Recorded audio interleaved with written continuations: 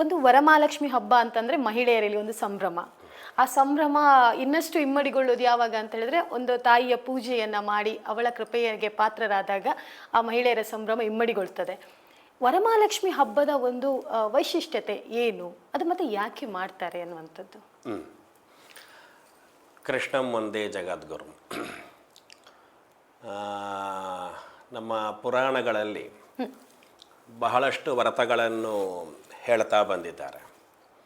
ನಾವು ಬಹಳಷ್ಟು ವ್ರತಗಳನ್ನು ಕಂಡುಬರಿದ್ದೇವೆ. ಪ್ರಸಿದ್ಧವಾಗಿರುವಂತಹದ್ದು ಸತ್ಯನಾರಾಯಣ ವ್ರತ ಅಂತ ಇದೆ, ಸ್ವರ್ಣಗೌರಿ ವ್ರತ, ಮಂಗಳಗೌರಿ ವ್ರತ, ಇಷ್ಟೆಲ್ಲ ತುಂಬ ಬೇರೆ ಬೇರೆ ವ್ರತಗಳನ್ನು ಪುರಾಣಗಳಲ್ಲಿ ಅಲ್ಲಲ್ಲಿ ಹೇಳ್ತಾ ಬಂದಿದ್ದಾರೆ. ಮತ್ತು ಈ ವ್ರತಗಳ ಆರಂಭಕ್ಕೆ ಒಂದು ಪ್ರತ್ಯೇಕವಾಗಿರುವಂತಹ ಅದರದ್ದೇ ಆಗಿರುವಂತಹ ಒಂದೊಂದು ಐತಿಹ್ಯ ಅಂತ ಇರ್ತದೆ. ಪ್ರತಿಯೊಂದು ವ್ರತದ ಹಿಂದೆಯೂ ಕೂಡ ಆ ವ್ರತದ ಆರಂಭಕ್ಕೆ ಬೇಕಾಗಿರತಕ್ಕಂತಹ ಒಂದು ಐತಿಹ್ಯ ಅಂತ ಇರ್ತದೆ. ಪ್ರಕೃತ ಈ ವರಮಹಾಲಕ್ಷ್ಮಿ ಎನ್ನುವಂತಹ ವ್ರತ ಭವಿಷ್ಯೋತ್ತರ ಎನ್ನತಕ್ಕಂತಹ ಪುರಾಣದಲ್ಲಿ ಬರುವಂತಹ ವ್ರತ ಇದು. ಇದಕ್ಕೆ ವರಮಹಾಲಕ್ಷ್ಮಿ ವ್ರತ ಅಂತ ಹೇಳ್ತೇವೆ. ಈ ವ್ರತದ ಬಗ್ಗೆ ನಾವು ಎರಡು ಮುಖದಲ್ಲಿ ಚಿಂತಿಸಬೇಕಾಗ್ತದೆ. ಒಂದು, ವರಮಹಾಲಕ್ಷ್ಮಿ ಎನ್ನುವಂಥ ಹೆಸರು ಯಾಕೆ, ಎರಡನೇದಾಗಿ ಇದನ್ನು ಆಚರಿಸುವ ಆ ದಿವಸದ ವೈಶಿಷ್ಟ್ಯ ಏನು ಅಂತ. ಈ ಎರಡು ಮುಖದಲ್ಲಿ ಪ್ರಾಯಶಃ ನಾವು ಗಮನಿಸಿದರೆ ವರಮಹಾಲಕ್ಷ್ಮಿ ವ್ರತದ ಬಗ್ಗೆ ಇರತಕ್ಕಂತಹ ಔಚಿತ್ಯ ಏನು ಅಂತ ಗೊತ್ತಾಗ್ತದೆ ಅಂತ. ಸರಿ, ನಮಗೆ ಪ್ರಸಿದ್ಧವಾಗಿ ಲಕ್ಷ್ಮಿ ಎನ್ನುವ ಶಬ್ದವನ್ನು ನಾವು ಕಂಡಿದ್ದೇವೆ. ಇದು ಕೇವಲ ಲಕ್ಷ್ಮಿ ಅಲ್ಲ, ಮಹಾಲಕ್ಷ್ಮಿ. ಕೇವಲ ಮಹಾಲಕ್ಷ್ಮಿ ಅಲ್ಲ, ವರಮಹಾಲಕ್ಷ್ಮಿ. ಲಕ್ಷ್ಮಿ ಎನ್ನುವ ಶಬ್ದಕ್ಕೆ ಎರಡು ವಿಶೇಷಣಗಳನ್ನು ಕೊಟ್ಟಂತಹ ಒಂದು ವ್ರತಾಚರಣೆ. ಏನು ಹಾಗಾದರೆ ಈ ವರ ಎನ್ನುವ ಶಬ್ದವು ಮಹಾ ಎನ್ನುವ ಶಬ್ದವು ಸೇರಿಕೊಂಡಂತಹ ಲಕ್ಷ್ಮಿ ಎನ್ನುವಂತಹ ದೇವತೆಯ ಆರಾಧನೆ ಏನಿದೆ, ಇದನ್ನು ವರಮಹಾಲಕ್ಷ್ಮಿ ವ್ರತ ಅಂತ ನಾವು ಹೇಳ್ತೇವೆ. ಹಾಗಾದರೆ ಒಂದೊಂದೇ ಶಬ್ದಕ್ಕೆ ಒಂದು ಸಾಂಕೇತಿಕವಾಗಿರುವಂಥ ಅರ್ಥವನ್ನು ನಾವೊಂದು ನೋಡೋಣ. ಲಕ್ಷ್ಮಿ ಎನ್ನುವ ಶಬ್ದಕ್ಕೆ ಅರ್ಥ ಏನು ಅಂತ ಕೇಳಿದರೆ ಲಕ್ಷಯತಿ ಇತಿ ಲಕ್ಷ್ಮಿ ಅಂತ. ನಮ್ಮನ್ನು ಚೆನ್ನಾಗಿ ಯಾರು ನೋಡ್ತಾಳೆ ಅವಳಿಗೆ ಲಕ್ಷ್ಮಿ ಅಂತ ಹೆಸರು. ಈ ಸಂಸ್ಕೃತದಲ್ಲಿ ಒಂದು ದೊಡ್ಡ ಸಂಗತಿ ಇದೆ. ಈ ಹೆಸರು ಪ್ರತಿಯೊಂದು ಹೆಸರಿನಲ್ಲಿಯೂ ಕೂಡ ಹೆಸರಿನ ಹಿಂದೆ, ಪ್ರತಿಯೊಂದು ಹೆಸರಿನ ಹಿಂದೆ ಒಂದು ಇತಿಹಾಸ ಇದೆ, ಅದಕ್ಕೊಂದು ಅರ್ಥ ಇದೆ. ಉದಾಹರಣೆ ಹೇಳ್ತೇನೆ. ರಾಮ ಎನ್ನುವ ಶಬ್ದ ಇದೆ. ರಾಮ ಎನ್ನುವ ಶಬ್ದ ಯಾರೂ ರಾಮನಾಗಬಹುದು, ಯಾರೂ ಕೂಡ ಬದುಕಿನಲ್ಲಿ ರಾಮನಾಗಬಹುದು. ಯಾವಾಗ ಅಂತ ಕೇಳಿದರೆ ರಾಮ ಎನ್ನುವ ಶಬ್ದ, ಆ ಶಬ್ದಕ್ಕಿರುವ ಅರ್ಥ ಯಾರಲ್ಲಿ ಇದೆಯೋ ಅವನು ರಾಮನಾಗಬಹುದು. ಹಾಗಾದರೆ ರಾಮ ಎನ್ನುವ ಶಬ್ದಕ್ಕೆ ಅರ್ಥ ಏನು? ರಮಂತೆ ಯೋಗಿನಃ ಅತ್ರ. ಮಹಾಮಹಾಯೋಗಿಗಳು, ಋಷಿಗಳು ಯಾರನ್ನು ಕುರಿತು ಜಪಿಸ್ತಾರೋ ರಮಿಸ್ತಾರೋ ಅವನು ರಾಮ ಅಂತ ಅರ್ಥ. ಹಾಗಾದರೆ ಎಲ್ಲ ಋಷಿಗಳು, ತಪಸ್ವಿಗಳು ನನ್ನನ್ನು ಜಪಿಸುವಷ್ಟು ದೊಡ್ಡ ಎತ್ತರಕ್ಕೆ ನಾನು ಏರಿದ್ದರೆ ಆಗೋದಿಲ್ಲ, ಆದರೆ ಪ್ರಾಯಶಃ ನಾನು ರಾಮನಾಗಬಹುದು.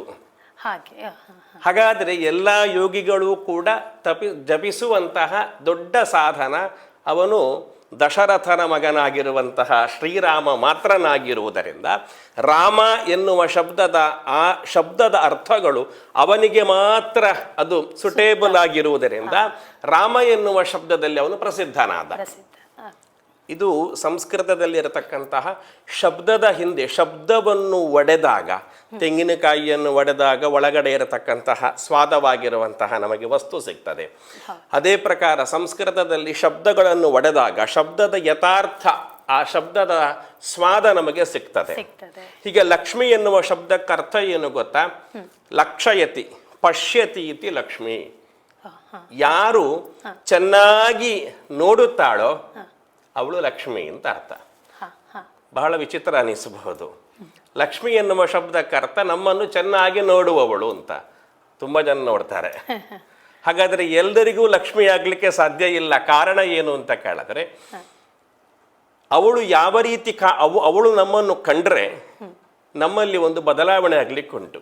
ಆ ಬದಲಾವಣೆ ಯಾರ ಬದುಕಿನಲ್ಲಿ ಬರ್ತದೋ, ಯಾರು ನಮ್ಮನ್ನು ಕಾಣುವುದರಿಂದ ನಮ್ಮ ಬದುಕು ಬದಲಾಗ್ತದೋ ಅಂತಹ ನೋಟಕ್ಕೆ, ಅಂತಹ ನೋಟ ಉಳ್ಳವಳು ಯಾರೋ ಅವಳು ಲಕ್ಷ್ಮಿ ಅಂತ ಅರ್ಥ. ಈ ಲಕ್ಷ್ಮಿ ಎನ್ನುವ ಶಬ್ದಕ್ಕೆ ಯಥಾರ್ಥವಾಗಿರುವಂತಹ ಅರ್ಥ ಅದಾಗ್ತದೆ. ಕಾಣುವವಳು ಅಂತ ಅರ್ಥ. ನಾವು ಶಬ್ದ ಉಪಯೋಗ ಮಾಡ್ತೇವೆ, ಲಕ್ಷ್ಮೀ ಕಟಾಕ್ಷ ಅಂತ ಶಬ್ದ ಒಂದು ಉಪಯೋಗ ಮಾಡ್ತೇವೆ. ಲಕ್ಷ್ಮಿಯ ಕಟಾಕ್ಷ ಅಂತ ಕೇಳಿದರೆ ನಿಜವಾಗಿ ಲಕ್ಷ್ಮಿ ಎನ್ನುವ ಶಬ್ದಕ್ಕೆ ಅರ್ಥವೇ ಕಾಣುವವಳು, ಕಾಣುವವಳ ಕೃಪಾ ಕಟಾಕ್ಷ ಅಂತ, ಓರೆ ಕಣ್ಣಿನಿಂದ ನೋಡುವಂತಹದ್ದು ಎನ್ನುವಂತಹ ಶಬ್ದಕ್ಕೆ ಅರ್ಥ ಏನು ಅಂತ ಕೇಳಿದ್ರೆ ನಮಗೆ ಅನುಗ್ರಹಿಸುವ ದೃಷ್ಟಿಯಲ್ಲಿ ನೋಡುವವಳು ಅಂತ ಅರ್ಥ, ನಮ್ಮನ್ನು ರಕ್ಷಿಸುವವಳು. ಯಾರ ದೃಷ್ಟಿಯಿಂದ ನಮ್ಮ ಬದುಕಿನಲ್ಲಿ ಬೇಕಾಗಿರುವಂತಹ ಸೌಖ್ಯ ಸಂಪತ್ತುಗಳು ಯಾವಾಗಲೂ ಕೆಲಸ ಮಾಡ್ತಾ ಇದ್ದು ಬದುಕಿನಲ್ಲಿ ದುಡಿದು ನಾನು ಸಂಪಾದಿಸಬೇಕು ಎನ್ನುವಂತಹ ಕ್ವಾಲಿಟಿ ನಮ್ಮಲ್ಲಿ ಬೆಳಗ್ತದೋ ಅಂತಹ ಬೆಳಗುವಿಕೆಗೆ ಯಾರ ದೃಷ್ಟಿ ಕಾರಣ ಆಗ್ತದೋ ಅವಳನ್ನು ನಾವು ಪ್ರಾಯಶಃ ಲಕ್ಷ್ಮಿ ಅಂತ ಕರಿತೇವೆ. ಈ ಲಕ್ಷ್ಮಿ ಮಹಾವಿಷ್ಣುವಿನ ಹೆಂಡತಿಯಾಗಿರುವಂತಹ ಲಕ್ಷ್ಮಿಯಲ್ಲಿ ಮಾತ್ರ ಇರೋದರಿಂದ ಅವಳಿಗದು ಪ್ರಸಿದ್ಧವಾಗಿರತಕ್ಕಂತಹ ಮತ್ತು ಸಿದ್ಧವಾಗಿರತಕ್ಕಂತಹ ಹೆಸರು ಅಂತ ಆಗ್ತದೆ. ಇದರಲ್ಲಿ ಒಂದು ಶಬ್ದ ಇದೆ ಹಿಂದೆ, ಮಹಾಲಕ್ಷ್ಮಿ ಅಂತ. ಮಹಾಳ ಶಬ್ದಕ್ಕೆ ಒಂದೇ ಅರ್ಥ ಏನು? ಮಹತ್ತು ಅಂತ ಅರ್ಥ. ಮಹತ್ತಾದ ನೋಟವನ್ನು ಕೊಡುವವಳು ಅಂತ ಅರ್ಥ. ಚಿಕ್ಕ ಚಿಕ್ಕ ನೋಟವನ್ನು ಎಲ್ಲರೂ ಕೂಡ ನೋಡ್ತಾರೆ, ಎಲ್ಲರಲ್ಲಿಯೂ ಕೂಡ ನೋಟವನ್ನು ಇಡುತ್ತಾರೆ. ಮಹತ್ತಾದ ನೋಟವನ್ನು ಇಡುವವಳು ಅವಳೊಬ್ಬಳೇ ಆಗಿದ್ದಾಳೆ. ಅದರಿಂದ ಅವಳನ್ನು ಮಹಾಲಕ್ಷ್ಮಿ ಅಂತ ಕರೆದರು. ಅದರ ಹಿಂದೆ ಇನ್ನೊಂದು ಶಬ್ದ ಇದೆ, ವರ ಮಹಾಲಕ್ಷ್ಮಿ. ಬದುಕಿನಲ್ಲಿ ಈಪ್ಸೆ ಅಂತ ನಾನು ಏನು ಬಯಸಿದ್ದೇನೋ ಅದನ್ನು ಮಹತ್ತಾಗಿ ಒಂದು ನೋಟದಿಂದಲೇ ಕೊಡ್ಲಿಕ್ಕೆ ಯಾರು ಸಿದ್ಧಳಿದ್ದಾಳೋ ಅವಳನ್ನು ವರಮಹಾಲಕ್ಷ್ಮಿ ಅಂತ ಹೇಳಬಹುದು.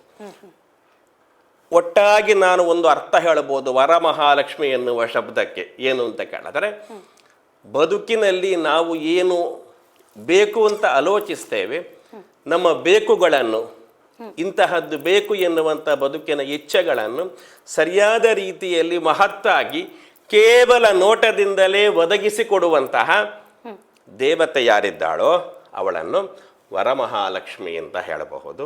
ಆದ್ದರಿಂದ ವರಮಹಾಲಕ್ಷ್ಮಿಯ ಆರಾಧನೆಯಿಂದ ಏನಾಗ್ತದೆ ಅಂತ ಕೇಳಿದರೆ, ಎಲ್ಲರೂ ಹೇಳಬಹುದು ಸಂಪತ್ತು ಬರ್ತದೆ, ಬಂಗಾರ ಬರ್ತದೆ, ಸಂಪತ್ತು ಬರ್ತದೆ.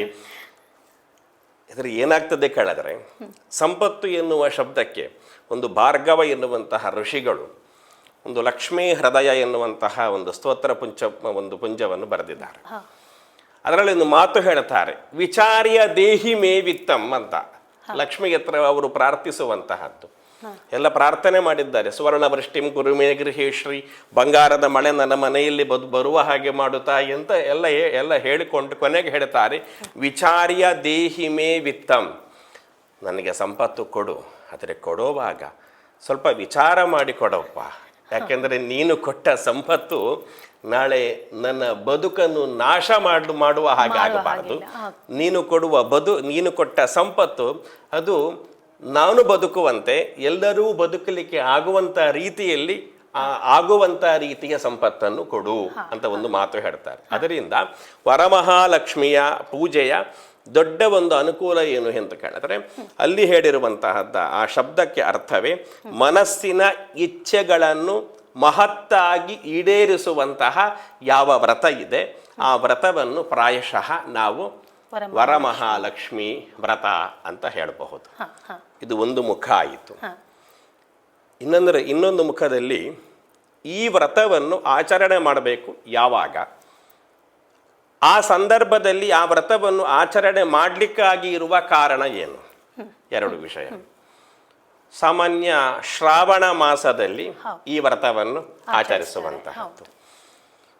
ಶ್ರಾವಣ ಮಾಸದಲ್ಲಿ ಈ ವ್ರತವನ್ನು ಯಾವಾಗ ಮಾಡಬೇಕು ಅಂತ ಕೇಳಿದರೆ, ಹುಣ್ಣಿಮೆಗೆ ಹತ್ತಿರವಾದಂತಹ ಶುಕ್ರವಾರ ಈ ವ್ರತವನ್ನು ಮಾಡಬೇಕು. ಹುಣ್ಣಿಮೆಗೆ ಹತ್ತಿರವಾಗಿರುವಂತ ಶುಕ್ರವಾರಕ್ಕೆ. ಹುಣ್ಣಿಮೆಗೆ ಹತ್ತಿರವಾಗಿರುವಂತಹ ಶುಕ್ರವಾರ ಯಾವುದು ಬರ್ತದೋ ಅದಕ್ಕೆ ವರಮಹಾಲಕ್ಷ್ಮಿ ವ್ರತವನ್ನು ಮಾಡಬೇಕು.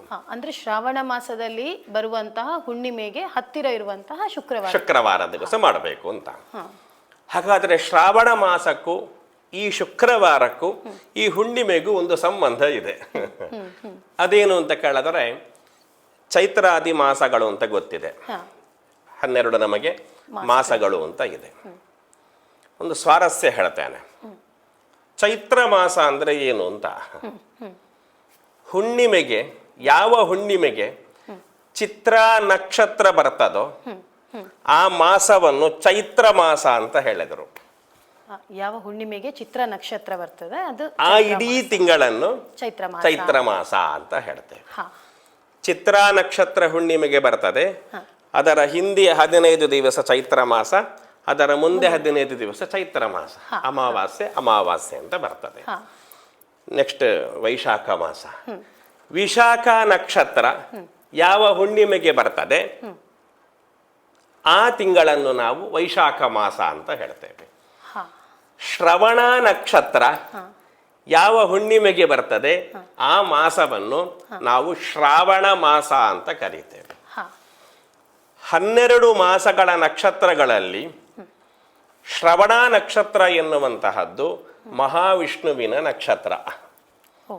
12 ಈ ನಕ್ಷತ್ರಗಳಲ್ಲಿ ಮಹಾವಿಷ್ಣುವಿನ ನಕ್ಷತ್ರ ಯಾವುದು ಅಂತ ಕೇಳಿದರೆ, ಅಂದರೆ ಮಹಾವಿಷ್ಣುವನ್ನು ತೋರಿಸಿಕೊಡುವ ನಕ್ಷತ್ರ ಯಾವುದು ಅಂದರೆ ಅದು ಶ್ರವಣ ನಕ್ಷತ್ರ. ಹಾಗಾದ್ರೆ ಏನರ್ಥ ಆಯಿತು? ಈ ಶ್ರಾವಣ ಮಾಸ ಎನ್ನುವಂತಹದ್ದು ಮಹಾವಿಷ್ಣುವಿಗೆ ಸಂಬಂಧಪಟ್ಟಂತಹ ಒಂದು ಮಾಸ, ತಿಂಗಳು ಅಂತ ಆಯಿತು. ವಿಷ್ಣುವಿಗೆ ಸಂಬಂಧಪಟ್ಟಂತಹ ತಿಂಗಳಿನಲ್ಲಿ ಅರ್ಥಾತ್ ಪತಿಗೆ ಸಂಬಂಧವು 12 ತಿಂಗಳಲ್ಲಿ ತನ್ನ ಪತಿಯ ಒಡೆತನ ಇರತಕ್ಕಂತಹ ಈ ಶ್ರಾವಣ ಮಾಸದಲ್ಲಿ ಮಹಾಲಕ್ಷ್ಮಿಯ ಆಗಮನ ನಮ್ಮ ಮನೆಗಾಗಬೇಕು. ಅದಕ್ಕೋಸ್ಕರವಾಗಿಯೇ ಧರ್ಮಶಾಸ್ತ್ರಕಾರರು ನಿರ್ಣಯ ಮಾಡಿದರು, ಯಾವಾಗಲೂ ಮಾಡಬೇಡಿ. ಶ್ರವಣ ನಕ್ಷತ್ರಕ್ಕೆ ಅಂದರೆ ಶ್ರಾವಣ ಮಾಸದ ಶ್ರವಣ ನಕ್ಷತ್ರಕ್ಕೆ ಹತ್ತಿರ ಇರುವಂತಹ ಶುಕ್ರವಾರಕ್ಕೆ ಅಧಿದೇವತೆ ಮಹಾಲಕ್ಷ್ಮಿ, ಶ್ರವಣ ನಕ್ಷತ್ರಕ್ಕೆ ಅಧಿದೇವತೆ ಮಹಾವಿಷ್ಣು. ಹಾಗಾದರೆ ಈ ಒಂದು ತಿಂಗಳು ಮಹಾವಿಷ್ಣುವಿನ ದಿವಸ. ಆ ದಿವಸದಲ್ಲಿ, ಆ ತಿಂಗಳಿನಲ್ಲಿ ಶ್ರವಣ ನಕ್ಷತ್ರಕ್ಕೆ ಅತಿ ಸಮೀಪವಾಗಿ ಮಹಾಲಕ್ಷ್ಮಿ ಶುಕ್ರವಾರ ಬಂದಾಗ ವರಮಹಾಲಕ್ಷ್ಮಿ ವ್ರತವನ್ನು ಆಚರಿಸಿ. ಯಾಕೆ ಅಂತ ಕೇಳಿದರೆ ಲಕ್ಷ್ಮಿ ಮತ್ತು ನಾರಾಯಣ ಅವರಿಬ್ಬರನ್ನು ಕೂಡ ನಾವು ಜಂಟಿಯಾಗಿ ಆರಾಧನೆ ಮಾಡಬೇಕು. ಕಾರಣ ಏನು ಅಂತ ಕೇಳಿದರೆ ಒಂದು ದೊಡ್ಡ ಈ ವ್ರತಾಚರಣೆಗಳು, ನಮ್ಮ ಈ ಸನಾತನ ಸಂಸ್ಕೃತಿ ಆರಾಧನೆಗಳು ದೊಡ್ಡ ಒಂದು ಮೆಸೇಜ್ ಕೊಡ್ತದೆ. ನಾವು ಅದನ್ನು ತಿಳ್ಕೊಳ್ಳಿಕ್ಕುಂಟು. ನಾಗರ ಪಂಚಮಿಯನ್ನು ಜಸ್ಟ್ ನಾವು ಕಂಡಿದ್ದೇವೆ. ಮಹಾಲಕ್ಷ್ಮಿ ವ್ರತವನ್ನು ಈ ತಿಂಗಳಿನಲ್ಲೇ ಮಾಡ್ತಾ ಇದ್ದೇವೆ. ಇದು ಮಹಾವಿಷ್ಣುವಿನ ಒಂದು ಮಾಸ ಅಂತ ಹೇಳಿದೆ. ನಾವು ತಿಳ್ಕೊಳ್ಳಿಕ್ಕುಂಟು ಇದೆಲ್ಲ ಯಾಕೆ ಒಟ್ಟಾಗಿ ಬಂತು. ಇದೆಲ್ಲ ಒಂದು ಕುಟುಂಬ ಅಂತ ಅರ್ಥ. ನಾವು ಒಂದು ಚಿತ್ರ ನೋಡಿರಬಹುದು, ಅನಂತ ಪದ್ಮನಾಭ ಅಂತ ಒಂದು ಚಿತ್ರ ನೋಡಿರಬಹುದು. ವಿಷ್ಣು ಮಲಗಿದ್ದಾನೆ, ಯೋಗ ನಿದ್ರೆಯಲ್ಲಿ ಮಲಗಿದ್ದಾನೆ. ಅದರ ಮೇಲೆ ಶೇಷ ಹೀಗೆ ಕೂತಿದ್ದಾನೆ, ಹಾಸಿಗೆಯಾಗಿ ಕೂತಿದ್ದಾನೆ. ಕಾಲು ಒತ್ತುತ್ತಾ ಇದ್ದಾಳೆ ಯಾರು ಕೇಳಿದ್ರೆ ಮಹಾಲಕ್ಷ್ಮಿ. ಇದು ಒಂದು ಕುಟುಂಬ. ಈ ಕುಟುಂಬವನ್ನು ಸೂಚಿಸುವಂತಹ ಒಂದು ಮಾಸ ಆಗ್ತದೆ ಶ್ರಾವಣ ಮಾಸದಲ್ಲಿ. ಅದು ಮಹಾವಿಷ್ಣುವಿನ ಮಾಸ, ಶ್ರವಣ ನಕ್ಷತ್ರದ ಮಾಸ. ನಾಗರ ಪಂಚಮಿ ಆದಿಶೇಷನಿಗೆ ಆರಾಧನೆ ಆಯಿತು, ಈಗ ಮಹಾಲಕ್ಷ್ಮಿಯ ಪೂಜೆಯಾಗ್ತದೆ. ಅದಕ್ಕೋಸ್ಕರವಾಗಿ ಎಲ್ಲೆಲ್ಲಿ ಸಂಪತ್ತಿದೆಯೋ ಆ ಸಂಪತ್ತನ್ನು ಕಾಯಲಿಕ್ಕೆ ಆದಿಶೇಷ ಬೇಕು, ಸರ್ಪ ಬೇಕು, ನಾಗ ಬೇಕು. ಸಂಪತ್ತು ಇದ್ದಲ್ಲಿ ನಾಗ ಬಂದು ಕಾಯ್ತಾನೆ. ಅದಕ್ಕಾಗಿ ನೀವು ಆ ಚಿತ್ರವನ್ನು ಪ್ರಾಯಶಃ ಕಂಡ್ರೆ ಗೊತ್ತಾಗಬಹುದು. ಆದಿಶೇಷನ ಚಿತ್ರ ಹೀಗಿದ್ದರೆ ವಿಷ್ಣು ಮಲಗಿದ್ದಾನೆ, ಅವನ ತಲೆಯ ಮೇಲೆ ಆದಿಶೇಷ ಹೀಗೆ ನಿಂತಿದ್ದಾನೆ. ಅವನು ನೋಡೋದು ಯಾರನ್ನು? ಕಾಲು ಒತ್ತುತ್ತಾ ಇರತಕ್ಕಂತಹ ಮಹಾಲಕ್ಷ್ಮಿಯನ್ನು ಆ ಆದಿಶೇಷ ನೋಡ್ತಾ ಇರ್ತಾನೆ, ಸದಾ ಕಾಯ್ತಾ ಇರ್ತಾನೆ. ಆ ಆದಿಶೇಷನಿಗೆ ಮಹಾವಿಷ್ಣು ಕಾಣಿಸೋದಿಲ್ಲ, ತಲೆ ಇಲ್ಲಿದೆ. ಹೌದು. ಎದುರುಗಡೆ ಕಾಲೊತ್ತುತ್ತಾ ಇರತಕ್ಕಂತಹ ಮಹಾಲಕ್ಷ್ಮಿ ಕಾಣಿಸ್ತಾ ಇರ್ತಾಳೆ. ಯಾಕೆ? ಅವಳನ್ನು ಸದಾ ರಕ್ಷಣೆ ಮಾಡಬೇಕು ಎನ್ನುವಂತಹ ಉದ್ದೇಶದಿಂದ ಇದು ಒಂದು ಸಿಂಬಲ್, ಒಂದು ದೊಡ್ಡ ಚಿಹ್ನೆಯನ್ನು ಹೇಳ್ತದೆ. ಏನು? ನಮ್ಮ ಬದುಕಿನಲ್ಲಿ ನಾವು ಸಂಪತ್ತನ್ನು ಉಳಿಸಿಕೊಳ್ಳಬೇಕಾಗಿದ್ದರೆ ಮೊದಲು ನಾಗನನ್ನು ಆರಾಧಿಸಬೇಕು, ಸಂಪತ್ತನ್ನು ಆರಾಧಿಸಬೇಕು. ಈ ಸಂಪತ್ತನ್ನು ರಕ್ಷಿಸುವ ವ್ಯಕ್ತಿಯು ಸಂಪತ್ತು ನಮ್ಮಲ್ಲಿ ಉಳಿಬೇಕಾಗಿದ್ದರೆ ಅವರಿಬ್ಬರಿಗೂ ಅಧಿಪತಿಯಾಗಿರುವಂತಹ ವಿಷ್ಣುವನ್ನು ನಾವು ಉಪಾಸಿಸಬೇಕು. ಇದೆಲ್ಲವನ್ನು ಒಟ್ಟು ಮಾಡಿ ಧರ್ಮಶಾಸ್ತ್ರಕಾರರು ವ್ರತ ಎನ್ನುವಂತಹ ಆಚರಣೆಯಿಂದ ಒಂದು ಮಾಸದಲ್ಲಿ ಎಲ್ಲವನ್ನೂ ಕೂಡ ಸೇರಿಸಿಕೊಂಡು ನಮಗೆ ಕೊಟ್ಟಿದ್ದಾರೆ. ಅದರಿಂದಾಗಿ ಶ್ರಾವಣ ಮಾಸ ಶ್ರವಣ ನಕ್ಷತ್ರದ ಮಾಸ ಆಗಿರುವುದರಿಂದ ಮಹಾವಿಷ್ಣುವಿನ ಮಾಸ, ಅದಕ್ಕೆ ಹತ್ತಿರ ಇರತಕ್ಕಂತಹ ಶುಕ್ರವಾರ ಮಹಾಲಕ್ಷ್ಮಿಯ ವಾರ. ಮಹಾಲಕ್ಷ್ಮಿ ನಮ್ಮ ಮನೆಗೆ ಕರೆದುಕೊಂಡು ಬಂದಾಗ ನಮ್ಮ ಬದುಕು ಅದು ಸುಗಮ ಆಗ್ತದೆ. ನಮ್ಮ ಬದುಕು ಅದು ಪೂರ್ಣವಾಗಿರುವಂತಹ ಪೂರ್ಣತೆಯನ್ನು ಉಳ್ಳಂತಹ ಬದುಕು ಅಂತ ಆಗ್ತದೆ ಅಂತ. ಬಹುಶಃ ಇದೊಂದು ರೀತಿಯಲ್ಲಿ ಸನಾತನ ಧರ್ಮದ ಸೌಂದರ್ಯ ಅಂತ ಹೇಳಿದ್ರು ತಪ್ಪಾಗ್ಲಿಕ್ಕಿಲ್ಲ. ಒಂದು ಮಾಸದಲ್ಲಿ ಒಂದು ಕುಟುಂಬದ ರೀತಿಯಲ್ಲಿ ಈ ಹಬ್ಬಗಳನ್ನ ಆಚರಣೆ ಮಾಡುವಂಥದ್ದು ಅದು ಬಹುಶಃ ಸನಾತನ ಧರ್ಮದಲ್ಲಿ ಮಾತ್ರ ನಮ್ಗೆ ಕಾಣ್ಲಿಕ್ಕೆ ಸಿಗುವಂಥದ್ದು, ಧರ್ಮ ಗ್ರಂಥಗಳಲ್ಲಿ ಮಾತ್ರ ಅದು ಕಾಣ್ಲಿಕ್ಕೆ ಸಿಗ್ತದೆ ಅಂತ ಹೇಳೋದಕ್ಕೆ ನಿಜಕ್ಕೂ ನಾವು ಹೆಮ್ಮೆ ಪಡ್ಲೇಬೇಕು. ಸತ್ಯ.